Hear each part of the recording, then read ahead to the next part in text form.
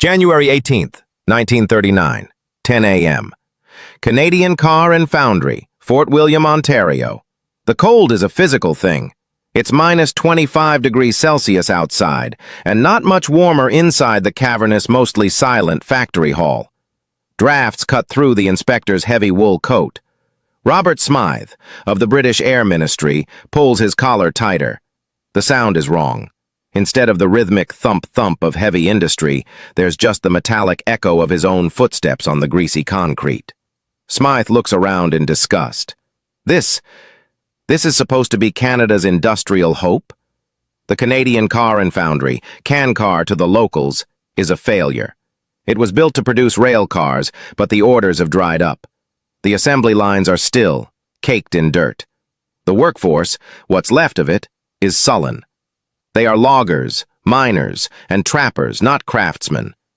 "It's not much, I'll admit," mutters Bill Simpson, the plant manager, his breath fogging. "But the men are desperate for work. We can learn."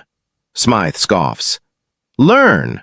Mr. Simpson, we are not building boxcars. We are building the Hawker Hurricane, the most advanced interceptor in His Majesty's arsenal.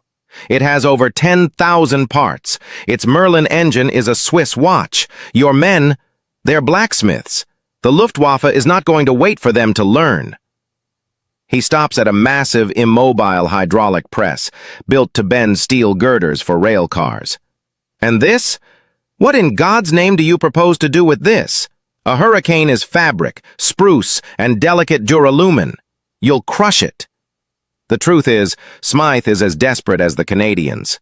Back in Britain, the shadow of war is lengthening. Hitler is rearming at a terrifying pace. The RAF has ordered thousands of new Hurricanes and Spitfires, but the factories at home, Hawker, Gloucester, Supermarine, are already at capacity. They need a shadow factory, somewhere far from German bombers, to build a reserve. Canada was the obvious choice, but this factory? It's a joke. The contract is for 40. Fort Plains, Smythe says, his voice flat. "Frankly, I'll be stunned if you manage one. I am here to recommend we cancel this entire charade." Simpson's face falls. This is the end of the line for Fort William. "Wait," Simpson says, a last desperate plea. "Before you do, you must meet the new chief engineer.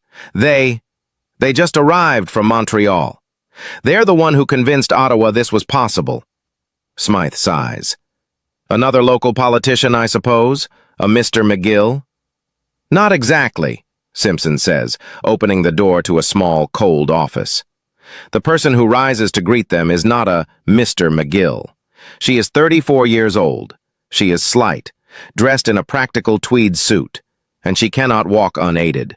She supports herself with two articulated steel canes, her legs rigid. The stiff, precise thump click of her movement is the only sound in the office. Smythe is speechless. He has come to inspect a fighter plane factory and has been introduced to a cripple. "Mr. Smythe," the woman says, her voice clear and cutting, with no trace of an apology. "I am Elizabeth MacGill, Chief Aeronautical Engineer for Canadian Car and Foundry. I believe you have some concerns about our production capacity." Smythe, a man of the establishment, is completely wrong-footed. "Miss MacGill, you are the engineer?" "The chief engineer," she corrects him, her eyes sharp. "I hold a degree in electrical engineering from the University of Toronto and a master's in aeronautical engineering from the University of Michigan. I was the first woman admitted to the Engineering Institute of Canada. I have worked at Fairchild Aircraft. I know precisely what a hurricane is. And you," she says, gesturing to the chair, "need them." Elsie MacGill is not accustomed to being taken lightly. At 24, just after her graduation, she was struck down by acute anterior poliomyelitis. Polio. Doctors told her she would never walk again. She spent months in bed, writing articles on aviation to keep her mind sharp. She taught herself to walk again, after a fashion, with the two steel canes that were now her permanent shadow. She has fought her own body into submission. She has fought her way into the all-male world of engineering. A skeptical British inspector and a failing factory are just two more problems to be solved. Smythe is flustered. Miss MacGill, with respect, this facility, this workforce. You have never built a modern aircraft. The blueprints are complex. The blueprints are British, Elsie states, sitting behind her desk. They are designed for a British workforce, with British tools. They are useless here. So, I am redrawing them. Smythe sputters. You are what? You cannot simply redraw the plans for a Hawker Hurricane. I am not changing the design, Elsie says, as if explaining to a child. I am changing the process. Your plans are built for craftsmen. I am building a factory for line workers, loggers, housewives. We will not build one plane at a time. We will build parts. She unrolls a massive new blueprint on her desk. It is not of a plane. It is of the factory floor. We are breaking the Hurricane down into 85 sub-assemblies, she explains, her finger tracing a flowchart. The port wing, the starboard side fuselage, the rudder assembly. Each will have its own dedicated line. My workers will not need to know how to build a plane. They will need to know how to build a rudder. They will do it 500 times, until they are perfect. Then, her finger taps the end of the chart. It all comes here, the main line. We will assemble the assemblies. It is the only way to achieve mass production with an unskilled workforce. Simpson stares. She is not just retooling the factory. She is applying automotive assembly line theory to aircraft. It is revolutionary. Smythe looks at the plans, then at this immovable woman.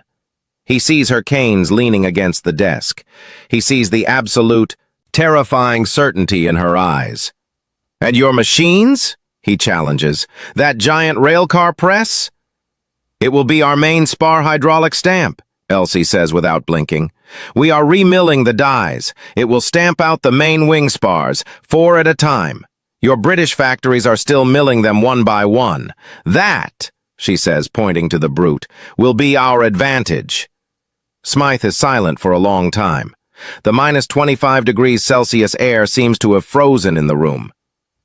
Miss MacGill, he says finally, the contract stands. 40 planes. You have 1 year. Elsie nods. You'll have them in 10 months. As soon as Smythe leaves, Elsie turns to Simpson. Right. Now, find me 2,000 workers who are willing to learn. And find me a new heating system. We can't build fighters if our hands are frozen.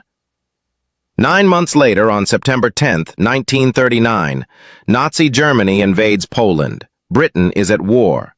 The contract is no longer for 40 planes. It is for 400, then 800, then over 1,000. The Battle of Britain is looming. The entire shadow factory scheme now rests on the shoulders of one woman in a frozen town who cannot walk, but who is about to teach Canada how to fly. February 12th, 1940, 3 p.m. The Cancar main assembly floor. The sound is no longer an echo. It is a deafening, chaotic roar. It is the sound of 2,000 people trying to do the impossible all at once. It is the high-pitched shriek of rivet guns in untrained hands, the clang of dropped tools, the grind of the repurposed railcar press stamping out spars, and the constant, frustrated shouts of foremen. The air is thick with the smell of metal shavings, paint dope, and human sweat. And above it all, a different sound. A steady metallic thump-click, thump-click, thump-click. Elsie MacGill is on the move. She is everywhere. Her office is a small glass-walled box perched on a mezzanine, but she is rarely in it.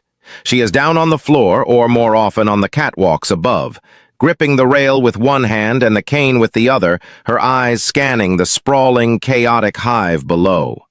Her workers are not aircraft engineers. They are the people of Fort William.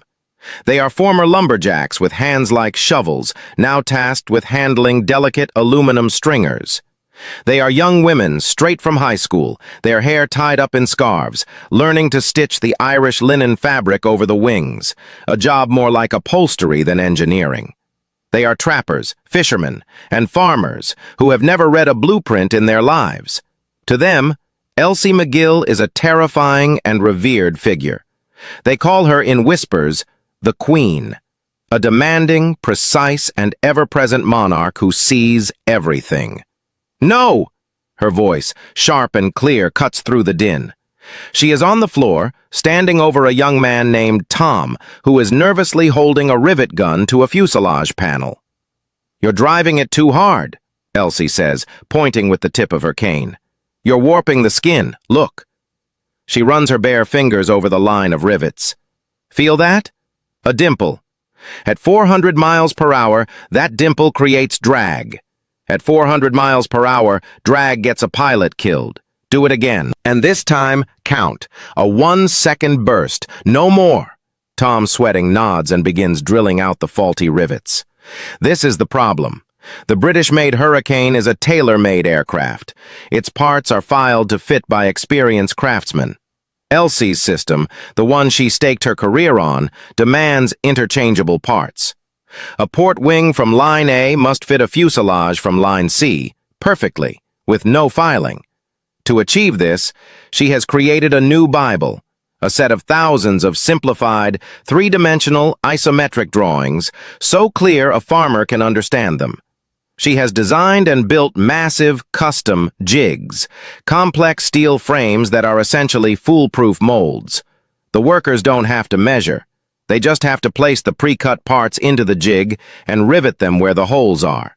The jig forces them to be accurate. The British inspectors, who now visit weekly, are appalled. It's barbaric, one inspector, a hawker traditionalist, mutters as he watches the massive press stamp out 4 spars. "You're brutalizing the metal. This isn't craftsmanship." "I am not building a display piece for the Hendon Air Show," Elsie snaps back, her canes thump-clicking on the concrete. "I am building a weapon. My spars are 4 times stronger than yours, and I can make 16 in the time it takes your craftsman to make 1. Now, if you'll excuse me..." She moves on, past the dope room, where women in masks are painting the fabric-covered wings with flammable liquid to shrink and waterproof them. She heads to the end of the line. Here, a skeleton is forming. It is aircraft number 3020, the first one. The test case. April 30th, 1940. 2 p.m. The Kankar airfield. The entire factory has emptied. 2,000 workers stand in silence, their breath fogging in the cold spring air. They are all watching aircraft number 3020, gleaming in its new RAF camouflage, its Rolls-Royce Merlin engine idling with a low, liquid-smooth rumble. In the cockpit is RAF Flight Lieutenant George Rias. He is a Battle of France veteran, scarred and skeptical. He has been sent here to test this colonial Hurricane. He doesn't trust it. He doesn't trust the factory. And he certainly doesn't trust the fact that it was built by a woman. Elsie MacGill stands apart, leaning on her canes, her face impassive. Beside her, Bill Simpson is chain-smoking, his hands shaking. "It'll fly, won't it, Elsie?" he whispers. "It is built to specification," Elsie replies, her eyes fixed on the cockpit. "It will fly." Rias pushes the throttle forward. The Merlin engine screams. The Hurricane, their Hurricane, moves, bumping over the rough field, faster and faster. It lifts off. The crowd gasps. It's in the air. Rias climbs to 5,000 feet. Then he begins the test. He puts the plane into a full-power dive, pulling it out hard, testing the wings that the loggers built. He snaps it into a high-G roll, testing the fuselage the women stitched. He stalls it, spins it, and recovers it. For 20 minutes, he throws the aircraft across the sky with a violence that makes the workers on the ground flinch. He is trying to break it. He cannot. The Hurricane lands, taxiing back to the silent crowd. Rias shuts down the engine and unstraps his helmet. He slides the canopy back and looks down at Elsie. His face is a mask of disbelief. "Miss MacGill!" he shouts, his voice hoarse. She's perfect. She's faster than the ones we're getting from Hawker, stiffer in the dive. My God, How many of these can you build? The factory erupts. Men are throwing their hats in the air. Women are weeping. Elsie MacGill simply closes her eyes for a single second, takes a breath, and nods. The factory is working. By August, as the Battle of Britain rages, Cancar is not building 40 planes. It is rolling 10 per week off the assembly line. Elsie MacGill is no longer just the chief engineer. The newspapers have found her. They call her the Queen of the Hurricanes. June 22nd, 1941, 11 p.m. The Cancar Engineering Office. The radio is on. The news is stark. Hitler has invaded the Soviet Union. Operation Barbarossa. Elsie is at her desk working late as always. The Battle of Britain has been won, in part by the 300-plus Cancar Hurricanes that arrived in time. The factory is now a smooth, humming machine. The workforce is skilled. They are building planes faster than anyone thought possible. But the war has changed. A week later, a new delegation arrives. They are not just British this time. There is a man in a heavy, ill-fitting suit with a grim face. He is a Soviet attaché, part of the new Lend-Lease and aid agreements. The British Air Ministry official, a new man named Hinchcliffe, unrolls a map of the Eastern Front. "Miss MacGill, your hurricanes are magnificent," Hinchcliffe begins. "But they were designed to fight over the fields of Kent in the summer. Our new allies," he gestures to the Russian, "are fighting in this." He points to a dot on the map. "Murmansk, Archangel. The temperature is minus 40 degrees. My pilots write that the oil freezes solid. The landing gear hydraulics crack. The guns seize. The pilot's breath freezes on the inside of the canopy, blinding them. And when they land, if they're lucky, the plane sinks up to its belly in snow and is lost." The Soviet attaché speaks, his voice a low rumble. "We have planes, but they are insufficient. We need your plane, but we need it to work in our winter. London," he says with a shrug, "is busy. They say it is not possible to redesign." Hinchcliffe looks at Elsie. "Hawker is flat out on the new Typhoon. They say a full winterization package, new systems, new undercarriage, is a 2-year project. The Russians need it in 6 months." Elsie looks at the list of requirements. Cockpit heating. A new manifold from the engine, without choking the pilot on fumes. De-icing. A system to pump glycol fluid over the wings and propeller. Engine. A new oil dilution system so the Merlin can start in sub-zero temperatures. Undercarriage. This is the impossible one. They want skis. "Skis, Miss MacGill," Hinchcliffe confirms. "Wooden, retractable skis that can take the 3-ton impact of a landing and still fit inside the wing. It's an engineering nightmare. It's never been done on a modern high-speed fighter." Elsie stares at the blueprints of the landing gear bay. She sees the spars, the hydraulics, the struts. She sees the space. There is no space. It's packed. She knows with absolute certainty that Hawker is right. It is impossible. "Mr. Hinchcliffe," she says, her voice quiet, "this isn't a modification. You are asking me to re-engineer the entire aircraft." "We know," the attaché says. "That is why we are here." Elsie looks up from the blueprints. Her eyes are not tired. They are electric. She has just been told something is impossible. For her, that is just another word for a problem to be solved. "Gentlemen," Elsie MacGill says, pulling a fresh sheet of drafting paper toward her, "get me the load-bearing statistics for Canadian Birchwood, and clear Assembly Line B. We have work to do." August 14th, 1941, 2 a.m. The Cancar main drafting office. The room is a gray haze of cigarette smoke. The floor is littered with crumpled balls of drafting paper. A dozen engineers, their shirt sleeves rolled up, their eyes red-rimmed, are staring at a massive, full-scale blueprint of the Hurricane's port wing. It is their enemy. For 3 weeks they have been working on the ski problem, and the laws of physics are winning. "It's no good, Elsie," sighs Angus McTavish, her lead draftsman. A man who could build a steam locomotive from memory. I can't make the space. The ski is 10 feet long. The bay, even with the fuel tank moved, is 8.5 feet. It's a dimensional impossibility. Hawker was right. The thump-click of Elsie's canes breaks the silence as she moves from her own desk. She has been staring at the same drawing for 72 hours, her mind disassembling and reassembling every hydraulic line, every rivet, every spar. The pressure from Ottawa is crushing. The first reports from the Eastern Front are not of battles. They are of annihilation. The Soviets are desperate. "We are looking at it wrong," Elsie says, her voice quiet but absolute. "We are trying to fit a ruler into a box. We are not thinking in 3 dimensions." She takes a graphite pencil. Her hand is perfectly steady. "The wheel," she says, tapping the original blueprint, "retracts up and back. Simple. Linear." "But the ski is too long," Angus repeats, exasperated. "Yes, it's too long. If it stays on the same axis," Elsie says.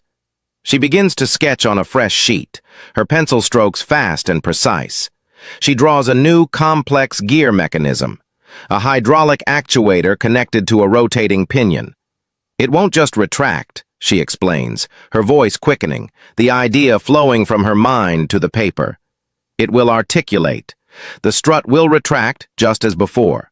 But at the top of its travel, this new actuator will engage, and it will rotate the entire ski assembly 90 degrees. She points with her pencil. "It won't lie flat against the wing. It will lie flat inside the wing, parallel to the main spar. It will twist, like a key in a lock." Angus stares at the drawing. The complexity is breathtaking. It's not just a new landing gear. It's a transmission built into the wing. "My God, Elsie, the hydraulic pressure required, the custom gears, the weight. It will add 300 pounds to the aircraft. It'll throw off the entire center of gravity." "Then we will recalculate the center of gravity," Elsie snaps, "and you will find me the weight savings in the fuselage." "This is not a request, Angus. It is the solution. Build it." While the draftsmen battle the skis, another war is being fought on the factory floor. It is a war against the cold. In a specially built cold-weather hangar, a Molly, a brand-new Rolls-Royce Merlin XX engine, is mounted on a test stand. It is minus 40 degrees Celsius inside. "Right," says the test engineer. "Try her." A mechanic hits the starter. The sound is a pathetic, high-pitched whine, followed by a thud. The engine doesn't turn. "Solid," the mechanic grunts. The oils turn to tar. Elsie MacGill thump-clicks her way into the chamber, her breath instantly fogging. "As expected," she says. "We cannot heat the engine, so we must thin the fuel. From the source." She hands him a new diagram for the oil system. The engineers are horrified.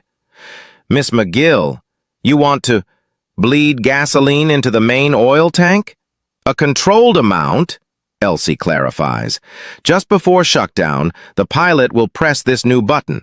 It will inject a small, metered amount of petrol into the oil. It will keep the viscosity low enough for the starter to turn the pistons, even at minus 50 degrees. But that's poison," the engineer protests. "It will dilute the lubricant. You'll score the pistons. You'll destroy the bearings. The engine will tear itself apart in 10 hours. "The engine will tear itself apart in 10 minutes if it starts," Elsie counters, her voice like ice. "Or the pilot will be shot to pieces on the ground as he huddles over a blowtorch trying to thaw the sump. This is the new reality. The petrol will burn off as the engine warms. It's a trade-off, a working engine for 10 hours or a frozen statue forever. Now, install the system." The list of modifications grows. She designs a new manifold to siphon hot air from the engine's radiator and blast it against the cockpit canopy, keeping the pilot's breath from freezing it blind. She approves a system of small copper tubes and pumps to run glycol de-icing fluid along the leading edges of the wings and over the propeller. By October 1941, it is ready. It is no longer a Hawker Hurricane. It is the Hurricane Mk-12A. It sits on the runway, looking heavy and awkward on its new, massive wooden skis. Each ski is fitted with a small, retractable wheel in its center, allowing it to taxi on the concrete.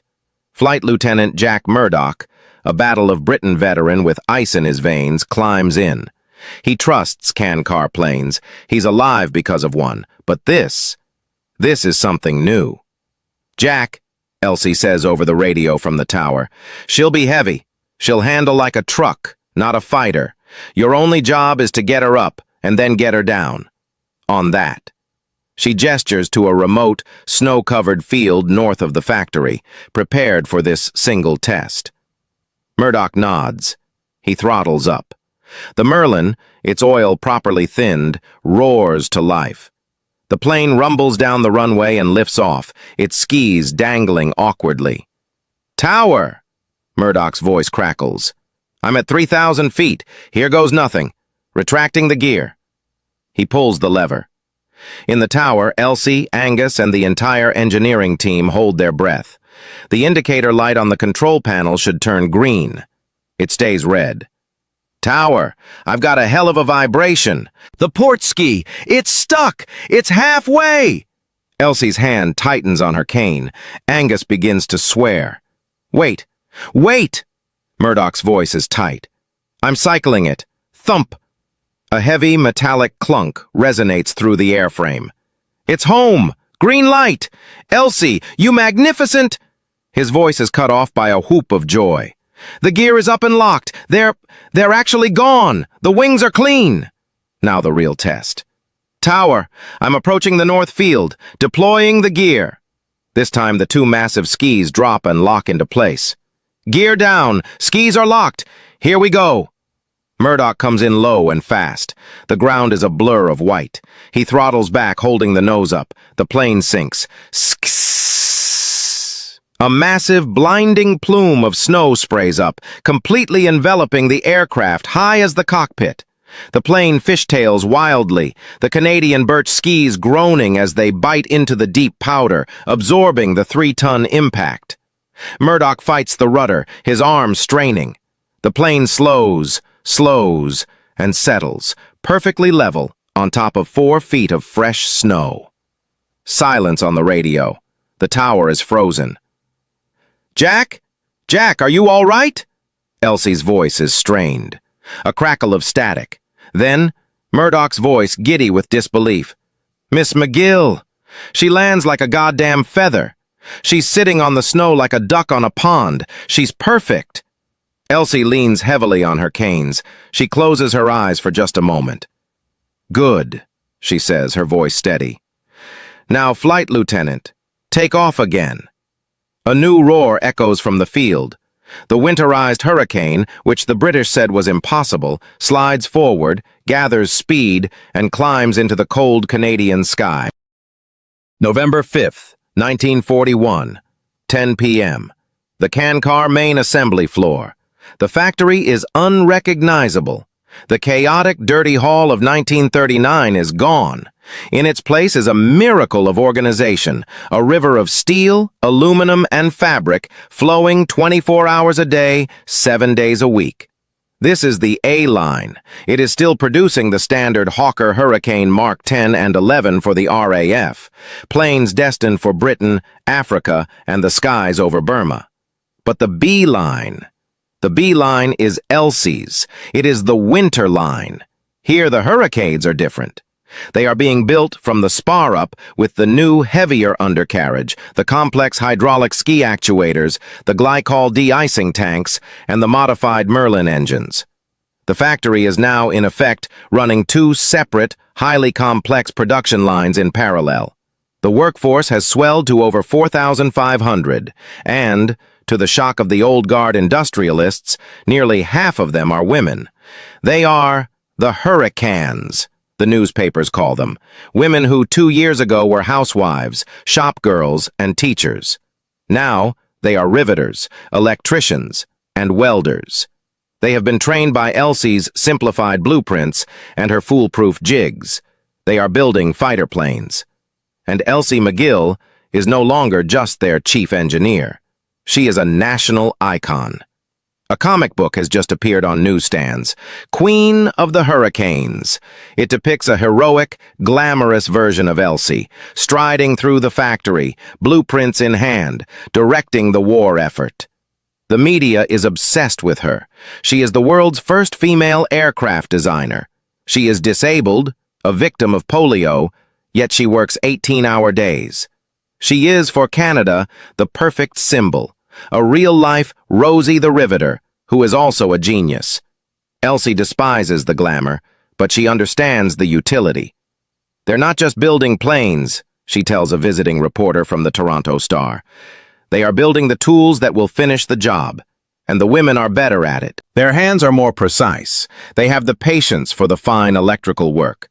We are not just coping without the men. In many areas, we are excelling.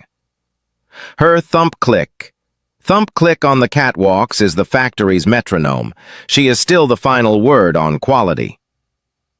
Section 4B. Her voice cuts over the din, pointing with a cane. That de-icing feed line. The coupling is torqued too tight. You'll crack the seal when the glycol freezes. Back it off 2 degrees. Check every one. She is a benevolent tyrant, demanding a perfection that the war requires. She knows every single one of the 10,000 unique, non-interchangeable parts that Hawker had designed. And she has redesigned 1,500 of them. December 22nd, 1941, the Can-Car Rail Yard. A biting wind whips snow across the tracks. Under harsh spotlights, a massive crane groans as it lifts, not a plane, but a crate. It is a wooden box the size of a small house. Stenciled on the side in bold black letters are Cyrillic characters, Dla Stalina, for Stalin, and Ostorozhno, caution. Inside is a Hurricane Mark 12A, disassembled like a model kit. Fuselage in one section, wings in another, skis and propeller packed in grease. This is the only way to get them to the front. The entire factory output, over 1,450 planes, will be shipped this way. They are loaded onto trains that crawl across the Canadian wilderness to the ports of Halifax and Vancouver. There, they are loaded into the holds of merchant ships. Elsie MacGill is here, as she is every night, for the final inspection. She leans on her canes, watching the crate being secured. Her work is done. The planes are built. Now, they must survive a new, terrible journey. They will be sent on the Murmansk Run, the most dangerous convoy route in the world. They will sail through Bomb Alley, hunted by U-boats from below and Junkers 88 bombers from above. They will face icebergs and storms, all for a 10-day crossing where survival is a coin toss. This is the agonizing part of her job. She builds a perfect machine, a tool for survival, and then hands it over to fate. A young foreman, shivering, approaches her. "That's the last of the batch, Miss MacGill. Train's full." Elsie nods, her face pale in the harsh light. The steam from the locomotive hisses. "She did it," the foreman mutters to his friend, just loud enough for Elsie to hear. "They said it was impossible. She actually built a fighter plane with skis. God, I wonder if they'll even work." Elsie turns. Her thump-click is sharp on the frozen gravel. "They will work, Mr. Allen," she says, her voice flat, leaving no room for doubt. "They are built to specification."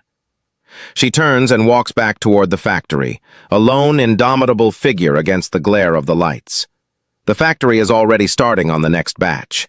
The Queen has no time for doubt. She has a quota to meet. January 17th, 1942. A snow-covered airfield 40 kilometers outside Murmansk, USSR. Starship Lieutenant, Senior Lieutenant, Ivan Kropotkin huddles in a sheepskin coat, his ushanka, fur hat, pulled low. His squadron, the 78th IAP, has been decimated. Their I-16 Rata fighters were matchsticks against the Messerschmitt 109s. Now he is staring at a thing. He has been told it is a Karakine, a gift from the Allies. It has just been assembled, in a half-frozen hangar, by mechanics who were using instruction manuals they couldn't read. And it has skis. "It is a joke," his wingman, Pavel, mutters, kicking the massive wooden ski. "It is a flying dacha, country house. It is a coffin, not a fighter." Ivan is not so sure. He has seen the 109s. This looks strong. It has 8 machine guns. Its Merlin engine, after a brief, terrifying sputter as the diluted oil burns off, is now running, and it sounds angry. "It's all we have," Ivan says. He climbs into the cockpit. The layout is alien. The instruments are in English.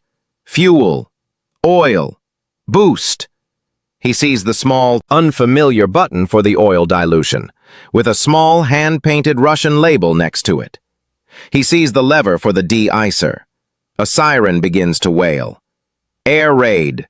Lieutenant, Luftwaffe, 2 109s on approach." There is no time for a test flight. There is no time for doubt. "Pavel," Ivan shouts, "get in the other one. Start it." "But sir, we haven't—" "Now!" Ivan slams the canopy shut. He pushes the throttle. The ski-equipped Hurricane, the impossible machine from Elsie MacGill's frozen factory, sprays a 30-foot plume of snow as it bites the ground and begins to move. It gathers speed, sliding over the snow with a sound like tearing silk. It is airborne in less than 500 feet. Ivan retracts the gear. He hears the heavy, reassuring thump as the skis twist and lock into the wings. He looks up. The 2 Messerschmitts are diving, their tracers already reaching for the airfield. Ivan Kropotkin turns his Canadian-built, ski-equipped fighter to meet them. The first true test has begun. January 17th, 1942, 12:40 p.m., 11,000 feet above the Murmansk perimeter. Clack, clack, clack, clack, clack, clack! Ivan Kropotkin's world is reduced to the shudder of his aircraft and the blur of the Messerschmitt 109 flashing past his cockpit. He is in a steep, banking turn, pulling the heavy Hurricane tighter than he ever could his old I-16. The 109 is faster. In the initial merge, the German pilot, arrogant, had shot past him, expecting a kill. He hadn't accounted for the Hurricane's 8 303 Browning machine guns. Ivan had given him a 3-second burst, not to hit, but to scare. Now, the dogfight is on. The second 109 hangs back, wary. The first one climbs, a silver speck against the weak Arctic sun, trying to get above him for a boom and zoom attack. "Not this time," Ivan grunts, his breath fogging. He instinctively wipes the inside of his canopy, but it's clear. The small, steady stream of hot air Elsie MacGill had designed, siphoned from the Merlin's radiator, is working. He can see. The German dives, a terrifying, high-pitched scream. Tracers, bright yellow, rip past Ivan's port wing. Ivan throws the stick hard right. The Hurricane, even with the heavy skis folded into its belly, responds. It's a stable, rugged gun platform, not a delicate racer. It's honest. The 109 overshoots, pulling up in a sharp climb. This is Ivan's chance. He knows the 109's weakness, its light cannon armament. He knows his strength, a wall of lead.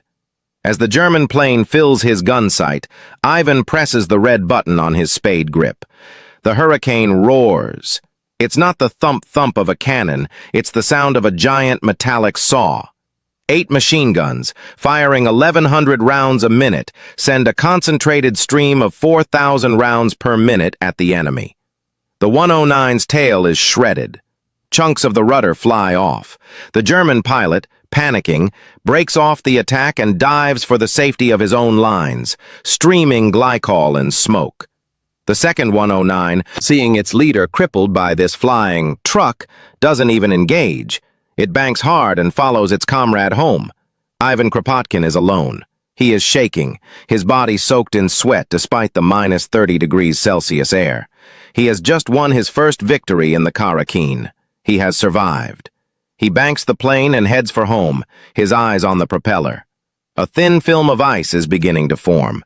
He thumbs the switch labeled de-ice. A small, precise spray of glycol mists the propeller arc. The ice vanishes. He lowers his skis. The 2 heavy thumps are the most beautiful sound he has ever heard. He brings the plane in, a low, gentle descent, and skishes on to the snow-covered field, sliding to a perfect stop just feet from the dugout. His wingman, Pavel, who had never even managed to take off, runs to the wing, his face a mask of awe. "Lieutenant, you hit him!" Ivan unstraps his helmet. "It's a good plane," he says, patting the frozen cockpit rim. "A very good plane. Get in, Pavel. It's your turn to learn." February 1942, the Kremlin, Moscow. Joseph Stalin is looking at a report from the general of the VVS, Soviet Air Force. It is not about the T-34. It is not about the millions of men at the front. It is about a trickle of aircraft arriving in Murmansk. The report is blunt. The German airfields are frozen. Their engines will not start. Their planes are grounded. Our airfields are snow. Our pilots are flying. The Canadian Karakin, with its skis and its petrol dilution system, is the only aircraft that can reliably operate in the current conditions. They are slow, they are heavy, but they fly. They are protecting the convoys. They are strafing the German columns. They are keeping the 109s off our backs. The Panzer Shock of 1941 had a twin, the General Winter Shock that grounded the Luftwaffe. The Germans, in their arrogance, had not prepared for a winter war. Their oil froze, their hydraulics cracked, their men died. Elsie MacGill, a woman from a country just as cold as Russia, had prepared. She had known the cold. She had understood it as an engineer, as an enemy to be defeated. And she had. Her impossible ski planes became the guardians of the Murmansk run. They were the first line of defense for the very convoys that were carrying other hurricanes, tanks, and supplies to the Eastern Front. They became the workhorses of the VVS in the brutal winter of 41-42. Soviet pilots came to love them. They were not as fast as a 109 or as agile as a Yak, but they were forgiving. They could take astonishing damage and bring their pilot home. And in a war where trained pilots were more valuable than planes, that was everything.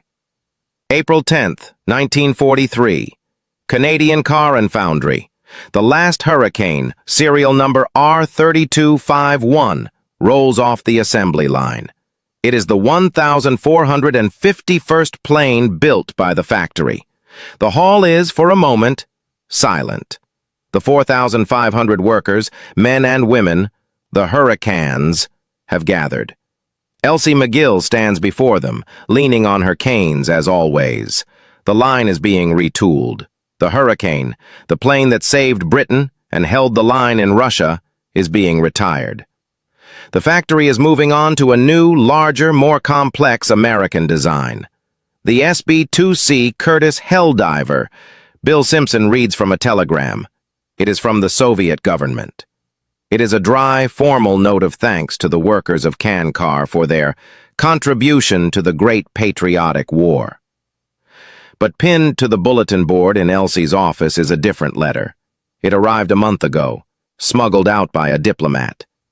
It is written on rough paper, in broken English, from a Starship Lieutenant Ivan Kropotkin of the 78th IAP.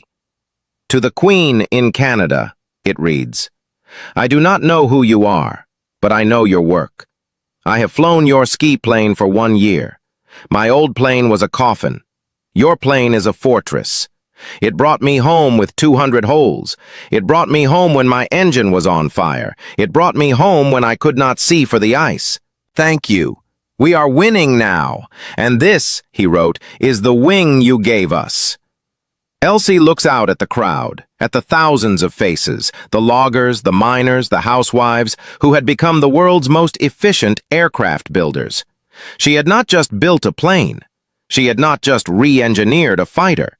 She had taken a broken-down, derelict factory in the middle of a frozen wilderness, and with a workforce the world dismissed as unskilled, she had built an arsenal. She clears her throat. The crowd leans in. Thank you, Elsie MacGill says, her voice clear and steady, echoing through the vast hall.